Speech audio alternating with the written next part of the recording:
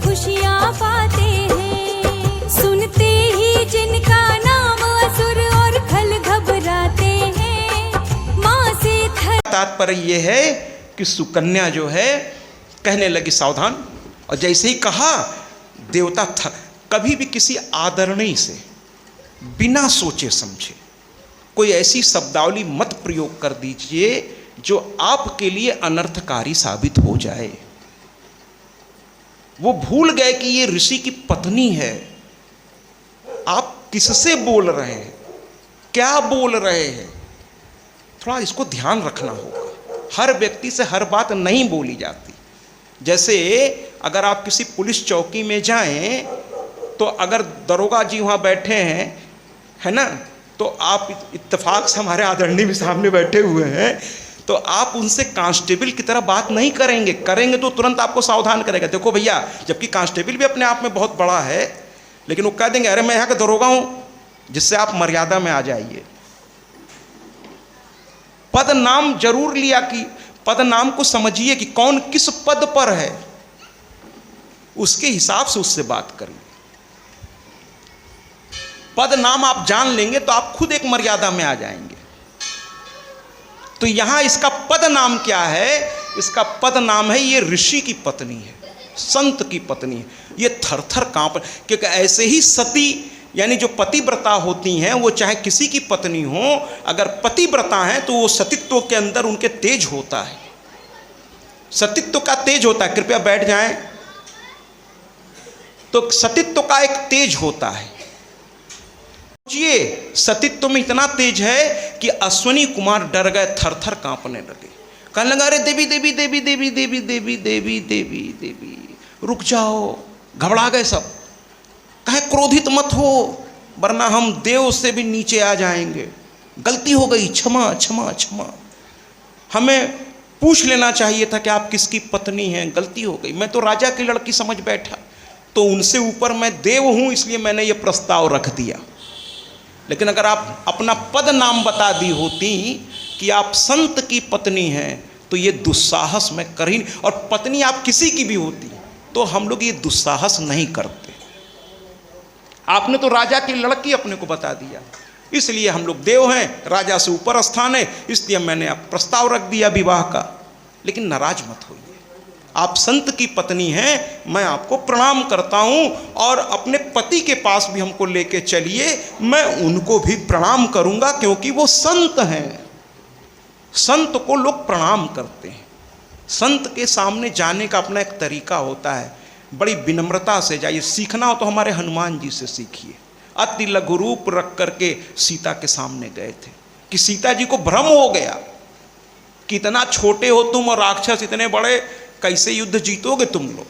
तब वो कहे अरे माँ, यानी माँ बाप के सामने, गुरु के सामने, संत के सामने, किसी विद्वान के सामने इतना छोटा होके जाइए कि उसको भ्रम हो जाए कि अरे ये तो बहुत छोटा है। हनुमान जी से सीखिए सुंदरकांड में कि माँ को भ्रम हो गया, कहने लगे अरे तुम लोग जाने दो, माँ का प्रेम देखिए, कहते तुम लोग बहुत छोटे छोटे हो, ये सब राक्षसवा खा जाएंगे तुम लोगों को, जाने तो हम यहीं ठीक है, तुम जाओ, हम सह लेंगे दुख, लेकिन अपने बच्चों को मार करके अपने पति से मुझे नहीं मिलना। माँ ने यहाँ तक कह दिया।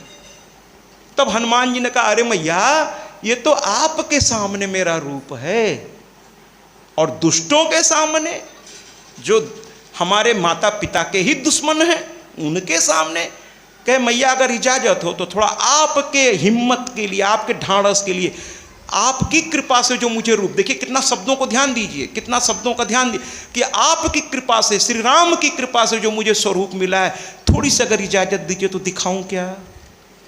तो माँ ने कहा दिखाओ। तब हनुमान जी ने भू धरा, शरीर धरा। तब माँ कहा अरे इतना था और इतना छोटा। माने माँ बाप, गुरु, इष्ट के सामने इतना झुक जाइए कि आपकी पद, आपकी प्रतिष्ठा वहां हल्की भी झलकने न पाए, हल्की भी झलकने न पाए। तो यहां पर कहने लगे मैं हम संत के पूजन करेंगे, हम तैयार हैं, संत का पूजन करेंगे। तो कहने लगी हमारे पतिदेव तो अंधे हैं।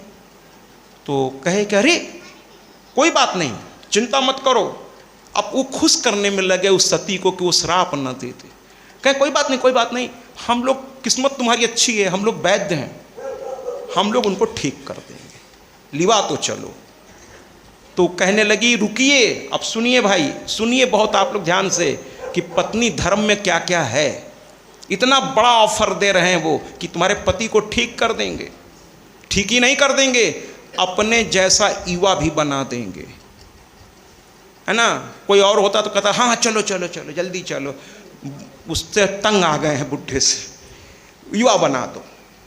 एक बार एक माई मेला में थी, उनके पति खो गए, तो वहाँ माघ, अब कुंभ लगने वाला है, तो वहाँ जो अनाउंसमेंट करते हैं कि फलाने खो गए हैं, कृपया यहाँ आके मिल लें उनके घर वाले। तो उनके पास पहुँची माई, कहने लगी हमारे पति खो गए हैं, जरा ढूंढ दो। तो उन्होंने कहा आपके पति की कोई तस्वीर है? माई ने कहा नहीं है। कहे नाम बताओ। कह रहे राम राम, अपने पति का नाम कैसे ले लें? तो कहे नाम बताओगी नहीं, उनका कद काठी बताओगी नहीं, कैसे ढूंढेंगे? तो कहने लगी देखो, देखने में लंबाई में एकदम अमिताभ बच्चन जैसे लगते हैं, कहें सौंदर्य, कहें एकदम समझ लो ऋषि कपूर जैसे दिखते हैं, कहें डील डॉल, कहें धर्मेंद्र जैसे दिखते हैं। तो दूसरी जो उनकी सखी साथ में थी कि ये बहन काहे झूठ बोलत हो, देखे में एकदम मलेच्छ लगत हैं, तू ऐसे ऐसे बोलत हो। तो कहें भैया हो, ढूंढ के ले आवे तो कुछ अच्छे ले आवे, वो तो किस्मत से मिल गया रहे, जब ढूंढवाने हैं तो अच्छा ढूंढवाओ, ठीक है। तो कुल मिला करके, हाँ, कुल मिला करके महाराज यहाँ पर सुकन्या ने क्या कहा सुनिएगा। सुकन्या ने कहा कि रुक जाइए, बिना पति से पूछे इतना बड़ा कदम मैं नहीं उठाऊंगी, देख लीजिए जरा सा, सुकन्या से सीखिए साहब। कहती रुके रहिए, आप यहीं रुकिए, मैंने देवताओं को रोक दिया। कहती यहीं रुके रहिए, मैं अपने पति से इजाजत ले लूं, अगर वो आपसे मिलना चाहते हैं तो ही मैं लेके जाऊंगी, नहीं तो नहीं जाऊंगी। बिना उनकी आज्ञा के सवाल ही नहीं पैदा होता। वापस गई, पति को प्रणाम किया, प्रणाम किया उनको। उन्होंने कहा हाँ बताइए, है ना। तो कहने लगी कि ऐसी ऐसी पूरी घटना, उन्होंने कुछ भी छुपाया नहीं, सब कुछ बता दिया। जैसे ही लास्ट लाइन उन्होंने कही कि वो आपसे मिलना चाहते हैं, अरे चब्बन ऋषि ने कहा अरे बाप, लिवा के आओ, अरे वो देवता हैं, ऊपर से वैद्य हैं देवों के, उनको तुमने बाहर खड़ा कर रखा है। भाई पति जो होते हैं आमतौर पर सामाजिक चीज़ों को ज़्यादा समझते हैं, लेकिन महाराज एक बात कहें पतियों से भी और पत्नियों से भी, कि मैं मानता हूं कि आप रात दिन समाज में रहते हैं तो आप जानते बहुत हैं, इसमें कोई दुविधा नहीं है मेरे मन में। हर पतियों से जहां तक मेरी आवाज़ जा रही, मैं कहना चाहता हूं कि आप समाज में रहते हैं, एक प्रतिष्ठित पदों पर आप काम करते हैं, तो आप जानते बहुत हैं, इसमें कोई दो राय नहीं है। लेकिन बड़ी विनम्रता से कहता हूं कि आपकी जो धर्म पत्नियां हैं, यानी हमारी ये जो माताएं हैं, आप जानते बहुत होंगे लेकिन ये समझती बहुत हैं। आप जानते बहुत होंगे लेकिन ये समझती बहुत, ये हर चीज बहुत समझ के करती हैं, किसमें सबका भला है वही करती हैं। तो कुल मिलाकर के महाराज सुकन्या जो है पति से पूछे, पति ने कहा अरे तुरंत, अरे बाप रे, मतलब कोई वीआईपी आपके दरवाजे पर जाता आप क्या कहेंगे, अरे तुरंत लिवा के आप खड़ा करके रखी हो।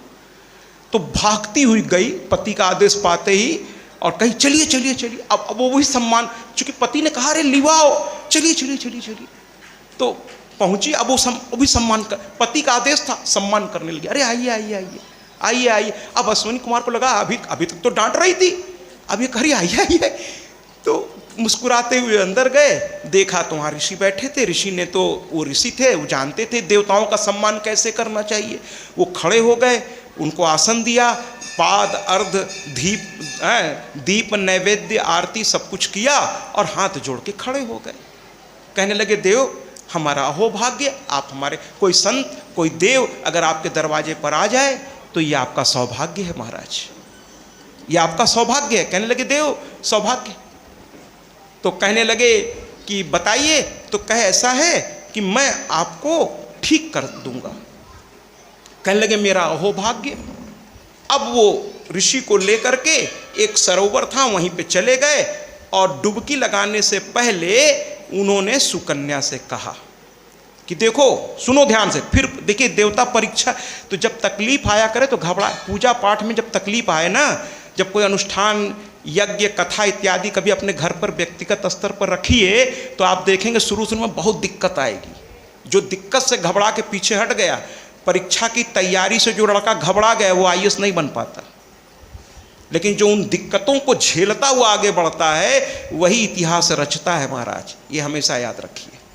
तो कुल मिलाकर के सुकन्या से उन्होंने फिर एक परीक्षा रख दी, कहा देखो हम लोग सरोवर में जा रहे हैं, डुबकी लगाएंगे और जब बाहर निकलेंगे तो तीनों एक जैसे हम दिखेंगे।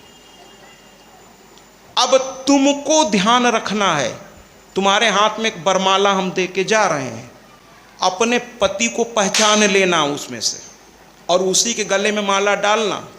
अगर गलती से तुमने अपने पति को छोड़कर किसी और के गले में माला डाल दी तो यहाँ एक्सचेंज ऑफर नहीं है, यानी बदल करके दूसरा नहीं मिलेगा, ठीक है। जिस पे गले में बरमाला डाल दोगी वो उसी के साथ जीवन बितानी पड़ेगी, सोच लो। सुकन्या ने कहा ठीक, चलो आप। वो तीनों, क्योंकि वो चाहती थी मेरे पति किसी तरह ठीक हो जाए, पहले तो ये हो जाए, बाकी बाद में देखेंगे। कुल मिलाकर के तीनों डुबकी लगाए, बाहर निकले, तीनों एक जैसे, इतना सौंदर्य कुछ पूछो मत। अब सुकन्या जो है, अब वो सोची भी नहीं थी कि ऐसा हो जाएगा। वो सोची थी युवा हो जाएंगे, लेकिन ऐसा थोड़ी होगा। चेहरे पे इतनी चमक, इतना सौंदर्य, ये जानते हैं ये सुकन्या की तपस्या का सब फल है। ऋषि की तपस्या तो है ये। सुकन्या ने बिना आगे पीछे सोचे अपने पिता के लिए और धर्म के लिए अपने आप को जो बलिदान किया, आज माँ की कृपा से उसका आशीर्वाद सुकन्या को मिलने जा रहा है। तो वो समझ गई कि माँ अब आशीर्वाद दे रही है, लेकिन उस आशीर्वाद का सही उपयोग कब होगा? जब हम अपने पति के गले में बरमाला डालेंगे। अब उसने कुछ नहीं देखा, चूँकि माँ की भक्त थी वो भी और चव्यन ऋषि भी। उसने माँ की ओर देखा। ऐसे ये गीत एक पुरुष गायक के द्वारा गाया गया है, लेकिन इस गीत से सुकन्या के भाव स्पष्ट होते हैं, इसलिए हमारे सॉन्ग सेलेक्टरों ने इसको सेलेक्ट किया है। तो कुल मिलाकर आइए इस गीत से सुकन्या के भाव को समझें। वो माँ की ओर आँख उठा ली, आँखों से आंसुओं की धारा बहने लगी कि बड़ी धर्म संकट हो गया। अगर गलत मैंने माला डाल दी तब तो मेरा पातिव्रत्य धर्म भ्रष्ट हो जाएगा, मेरी पहचान ही खत्म हो जाएगी। इसलिए वो रोने लगी कि अपने पति के सिवा किसी और को कैसे, और शायद ये गीत इस बात को दर्शाता है। आस तो है माँ, विश्वास तो है माँ, आस तो है माँ, विश्वास तो है माँ, आस तो है माँ, विश्वास तो है माँ, आस तो है माँ, विश्वास तो है माँ।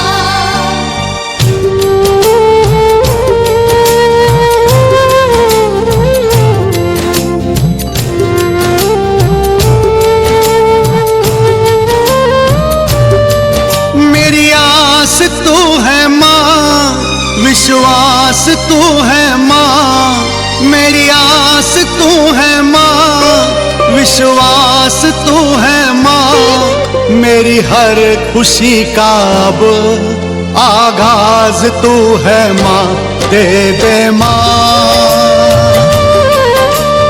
आंचल की छैया मुझे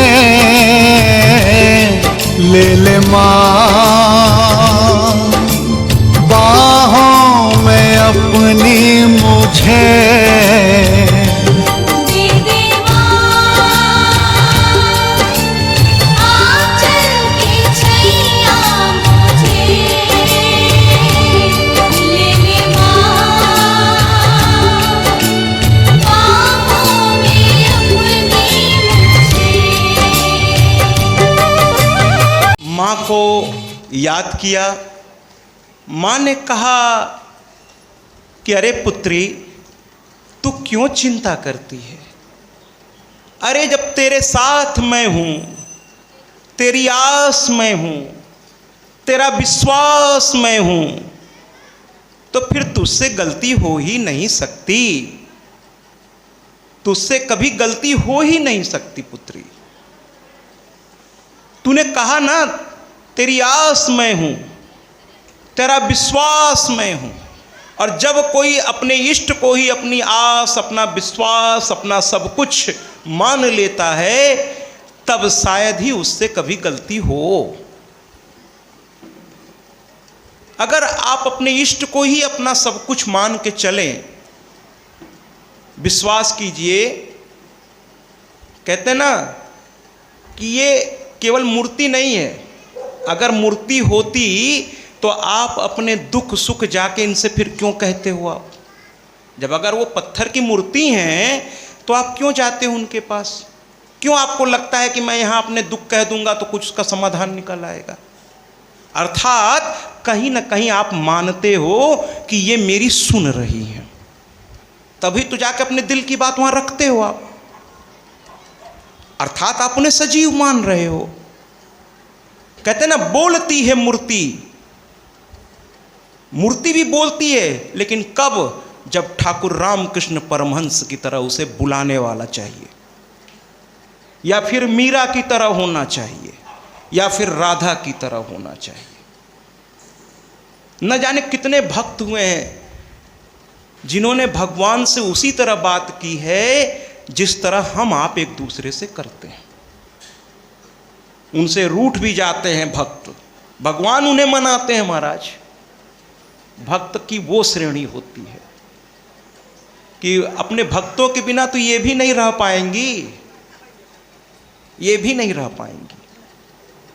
और जब आप इनको सजीव समझते हैं तो बड़ी विनम्रता से एक बात मैं आप लोगों से कहना चाहता हूं कि कुछ चीज़ें समाज में आज जो हो रही हैं, मैं शिक्षक होने के नाते, साथ ही साथ व्यासपीठ पर बैठने के चलते बड़ी विनम्रता से मैं कहना चाहता हूं कि मैं जो समाज में एक और परंपरा चल निकली है, मैं इसका विरोध कर रहा हूं। और वो परंपरा क्या है कि बुलाने पर मैं गया भी गया था। हम लोग पूरे भारतवर्ष में घूमते रहते हैं, तो उस कथा के दौरान एक न्यूज़ मैंने गया के पेपर में पढ़ी। असल में वो पेपर मुझे डालमिया जी देकर गए कि महाराज जी जो कथा चल रही है उसकी न्यूज़ आई है, थोड़ा आप देख लो। तो मैं देखने लगा तो उसी में वो नीचे एक न्यूज़ और आई हुई थी। और वो न्यूज़ क्या थी महाराज, सुनिएगा जरा। न्यूज़ थी कि गया के स्टेशन के ठीक बाहर एक दुर्गा की प्रतिमा है, माँ दुर्गा की, और उनके आंखों से निरंतर आज आंसू गिर रहा है। और कमाल देखिए लोगों का कि लोग वहां तमाशा देखने के लिए पहुंच रहे हैं। इतनी भीड़ लगा दी वहां लोगों ने कि प्रशासन को व्यवस्था करनी पड़ रही है। अरे भैया, हाथ जोड़ता हूं आप लोगों के, आपको वो तमाशा लग रहा है? मेरी मां रो रही है और आपको तमाशा लग रहा है? अरे पता नहीं ये ब्रह्मांड की जननी का कौन सा भक्त आज किस सीमा तक दुखी है, लेकिन मां मेरी मर्यादा में बंधी हुई है।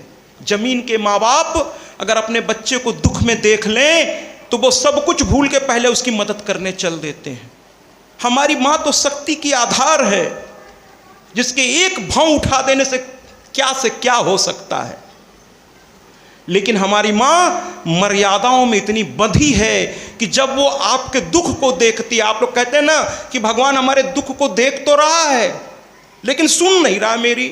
अरे भैया, भगवान अगर आपके दुख को देख रहा है तो आपके कर्मों को भी देख रहा है, और वो ये जानता है कि ये दुख आपके किस कर्म का नतीजा है। और उसकी मर्यादा तो देखिए महाराज कि वो चाहे तो यूं यूं बदल सकता है, लेकिन नहीं बदलता, क्योंकि सृष्टि का विधान उसी ने बना रखा है। जैसी करनी वैसी भर। कोशिश करिए कि एक तरफ देख रहा है कि मेरा बच्चा रो रहा है, दूसरी तरफ वो चाह कर भी सकता है। कभी इस स्थिति में अपने आप को देखिएगा, अगर आपका बेटा हो और आप उस कॉलेज के प्रिंसिपल हो और आप चाहें तो 1 सेकंड में इसको पास करा सकते हैं, लेकिन आप समाज की ओर देख रहे हैं कि अगर मैंने आज अपने बच्चे को पास करा दिया तो कल को और लोग मुझे उंगली उठाएंगे कि नहीं उठाएंगे।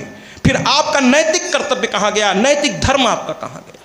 तो आप चाह कर भी अपनी पत्नी को जाकर समझाते हैं, नहीं भाई फेल हुआ है, प्रिंसिपल भले मैं हूं या इस कॉलेज का मैं ट्रस्टी हूं, लेकिन मैं नहीं करूंगा, इसको सबक लेने दो, 1 साल और तैयारी करने दो, ये आग में तपेगा तभी ये सोना बनेगा। अरे जिस पत्थर पर हथौड़ियों की चोट पड़ती है महाराज, वो देव प्रतिमा बन करके पूजी जाती है, और जिन पत्थरों पर चोट नहीं पड़ती वो नालियों पर बिछा दी जाती है।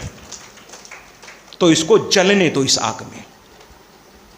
हमारी माँ किसी भक्त को देख रही है और उसके किसी समय का कोई पाप काल है जो इस समय इस रूप में फलीभूत हुआ है।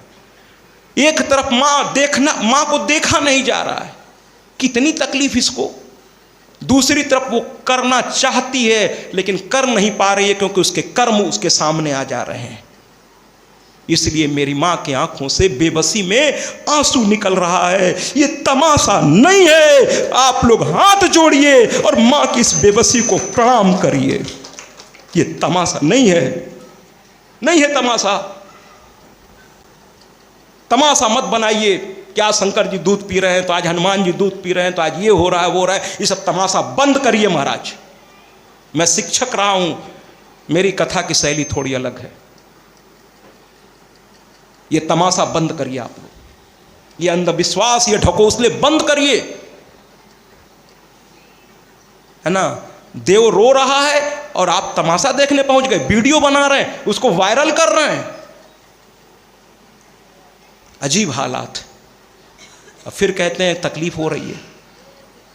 हाथ जोड़ता हूं आप लोगों के, ये तमाशा नहीं है, ये किसी की मां की बेबसी के आंसू हैं कि कर सकती है लेकिन कर नहीं रही है, क्योंकि अपने नियमों से वो बंधी हुई है। ऐसे वो बंधन मुक्त है, आदि अनादि अनामय अविचल अविनाशी अमल अनंत अगोचर अज आनंद राशि। ऐसी है मेरी मैया। इसको कोई क्या बांधेगा महाराज, ये खुद को बांधे हुए मर्यादाओं के बंधन में। तो इसलिए बड़ी विनम्रता से कह रहा हूं, इसी के साथ जब मां प्रकट हुई तो सुकन्या ने कहा कि मैया बड़ी धर्म संकट है, देखो तीनों एक जैसे दिख रहे हैं, कैसे पहचानूं कि मेरा पति कौन है। तो कहने लगी मैया अरे पगली बस इतनी छोटी सी बात। कहने लगे अरे कुछ नहीं है, अभी बताती हूं। आप लोग भी ध्यान से सुनिए, ये देवी भागवत में कहा गया है।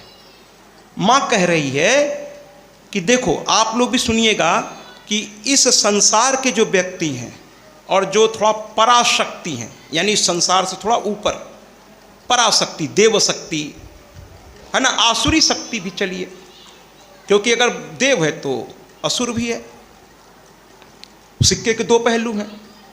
तो कहते हैं कि इस सांसारिक व्यक्ति से ऊपर की कोई भी शक्ति है, उसकी पहचान सुनिए जो मैया ने देवी भागवत में बताई।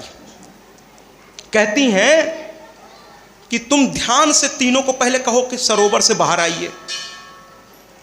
मां उनको नहीं दिख रही। मां देखिए भगवान को उसका भक्त ही देख पाता है ना, आम आदमी नहीं देख सकेगा।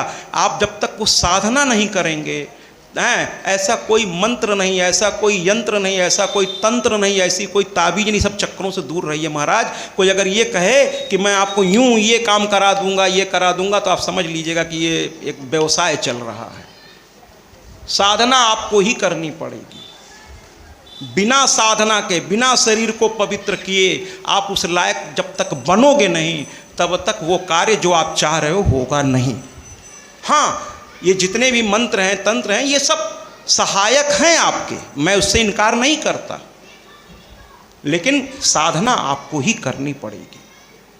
अपने गुरुओं के बताए रास्ते पर, अपने सद्गुरुओं के बताए रास्ते पर, अपने शास्त्रों के बताए रास्ते पर।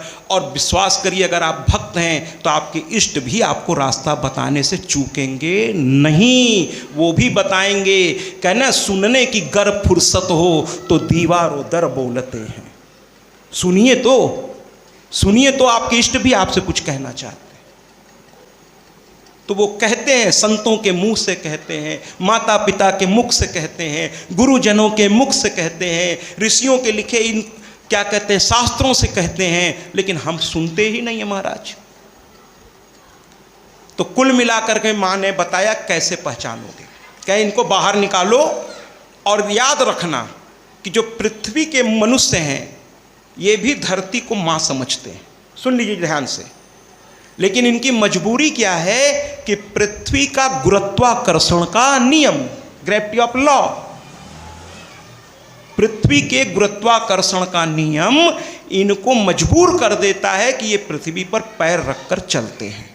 कृपया पृथ्वी पर पैर रखकर, ये मनुष्य ये भी मां समझते हैं धरती को, लेकिन इनकी मजबूरी है पृथ्वी पर पैर रखकर चलना, इनकी मजबूरी है।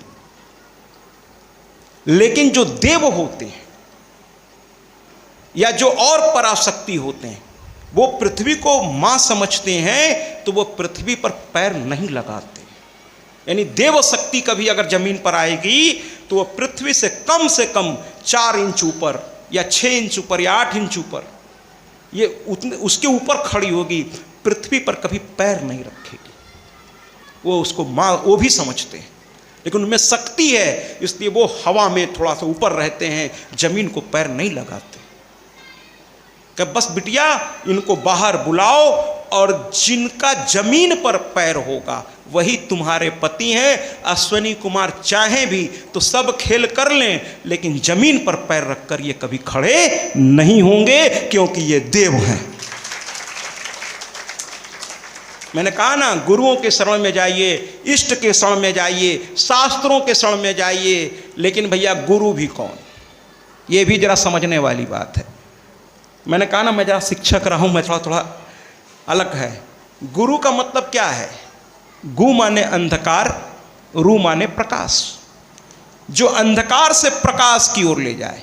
और जरा बड़ी विनम्रता से मैं थोड़ा इस मंत्र को अपने तरीके से परिभाषित क्या करूँगा, मेरी क्या औकात, लेकिन जो संतों के चरणों में बैठ के मैंने समझा है कि गुरुर ब्रह्मा गुरुर विष्णु गुरुर्देवो महेश्वर गुरु साक्षात परब्रह्म तस्मै श्री गुरुवे नमः। हम लोग जो थोड़ा हल्के में लेने वाले लोग कहते हैं भैया गुरु ही ब्रह्मा है, गुरु ही विष्णु है, गुरु ही साक्षात महादेव, अरे गुरु ही परब्रह्म है। भैया मैं इस बात से थोड़ा सा इनकार करता हूँ।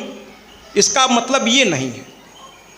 अगर मुझसे कोई पूछे, मैं बहुत छोटा हूँ, मैं तो संतों के चरणों की धूल का धूल भी नहीं हूँ, लेकिन जो मेरे समझ में आया है 32 साल शिक्षा क्षेत्र में रहकर और जो 6 साल से इस व्यासपीठ पर बैठकर भारतवर्ष का भ्रमण करके जो मैं समझ पाया हूँ संतों के चरणों के बीच, वो कुछ ऐसा है कि गुरुर ब्रह्मा माने गुरु वो है जिसमें ब्रह्मा जैसी रचनात्मक शक्ति हो। यानी जो अपने शिष्य की ऐसी रचना करे जिसमें कुरीति या विकार के लिए जगह न बचे, ऐसे गुरु को ब्रह्मा के समान कहा गया है। अगर अपने शिष्य में रचना करने की क्षमता हो, गुरुर ब्रह्मा यानी जब शिष्य उससे मिले तो उसका स्वरूप एक अलग ही बदल के आवे। गुरुर ब्रह्मा गुरुर विष्णु। अब कहते हैं कि गुरु कहे वो गुरु है जो अपने शिष्य के हर सुख दुख में जो हमेशा साथ रहे, एक पिता की तरह, क्योंकि आध्यात्मिक पिता, धर्म का पिता और वास्तविक पिता की यही तो गुण होता है कि हमेशा अपने पुत्र को देखता रहे, उसके भरण पोषण, उसके लालन पोषण, उसके आगे चलने की प्रक्रिया, वो सबको निहारता रहे कि उसमें कोई विकार किसी तरह से प्रवेश न कर सके। तो ऐसा गुरु भगवान विष्णु के समान होता है। अच्छा लगा क्या? और गुरुर्देवो महेश्वर, और ऐसा गुरु महेश्वर के समान है जो अपने शिष्य के पापों को, उसके गलत सोचों को, उसके विकारों को अपनी साधना और शिष्य को साधना कराकर उसकी अग्नि में उसके सारे विकारों को भस्मीभूत करने की क्षमता रखे, ऐसा गुरु महादेव है।